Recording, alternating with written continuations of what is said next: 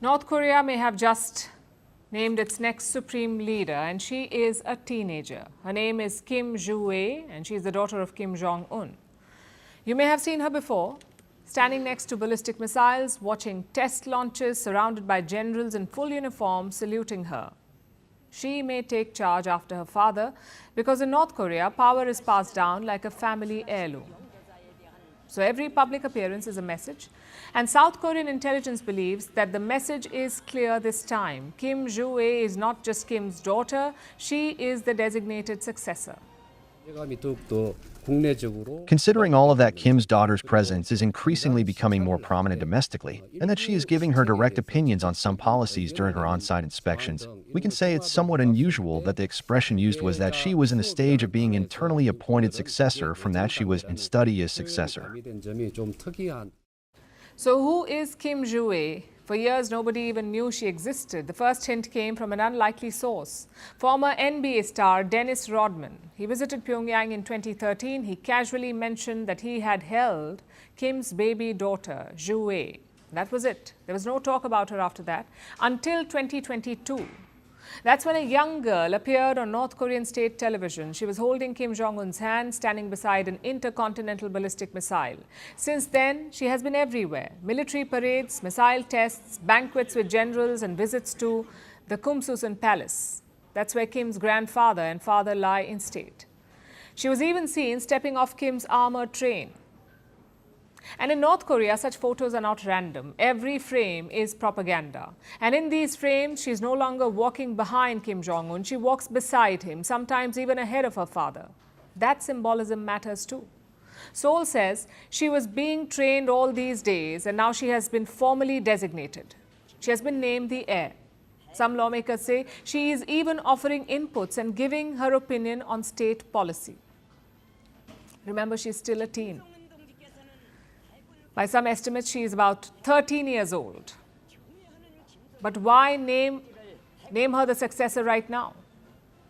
Kim is still in his early 40s. He does not look very ill. So what is the hurry? North Korea, as you know, is a dictatorship. It has been ruled by the Kim family since 1948. First, it was Kim Il-sung. Then his son, Kim Jong-il. And then his son, Kim Jong-un, the current leader. 3 generations have ruled North Korea.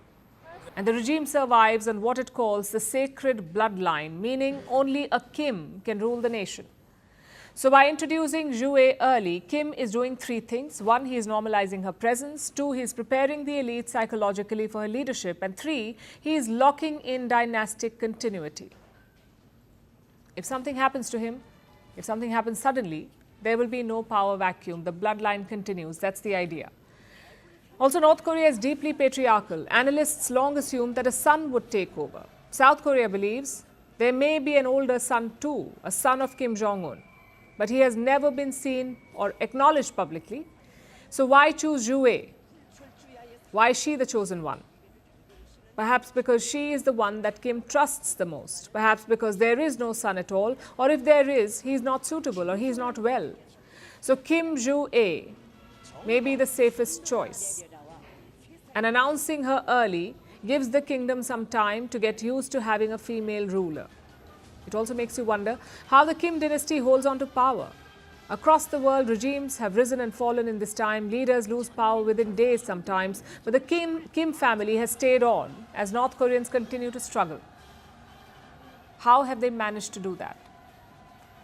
By doing 4 things. First is brutal repression. The Kim dynasty crushes dissent early. Kim Jong-un executed his own uncle in 2013. Hundreds of officials have been purged over the years. Reactionary speech is a crime in North Korea. So even complaining about the regime can cost your life. The second thing they do is military control. This is a country of roughly 26 million people. It has around 1.3 million active duty soldiers. That's about 5% of the entire population. And military service lasts nearly a decade. It's not just about weapons, it's also ideological training. Loyalty to the Kim family is drilled in. The military is the spine of the regime. You control the military and you control the country. 3, nuclear weapons. North Korea is believed to have nuclear weapons, and that deters invasion by foreign powers. It prevents regime change from outside. And 4, isolation and indoctrination. From childhood, North Koreans are taught that the Kim family is sacred, the outside world is hostile, hardship is normal, independent thought is cut early, media is controlled, and the internet is restricted. Even then, despite all of this, there have been attempts to dethrone them. There have been assassination plots. Kim Jong Un has apparently survived multiple such attempts, which is why he has a big security entourage. When he took power in 2011, many had hoped for change. After all, this was a Western-educated young leader, so many thought he will reform the country. As it turned out, he did not. Will his daughter be different?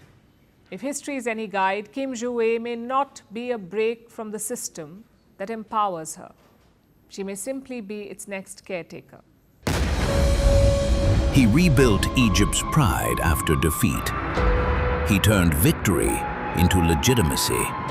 Then he chose peace with Israel.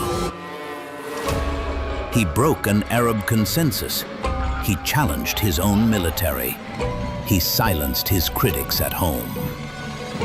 But then, one day, on a national parade ground, in front of cameras, in front of the world, gunmen stepped forward and killed Anwar Sadat.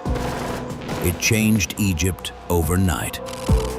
The assassination, Saturday at these times, only on Firstpost.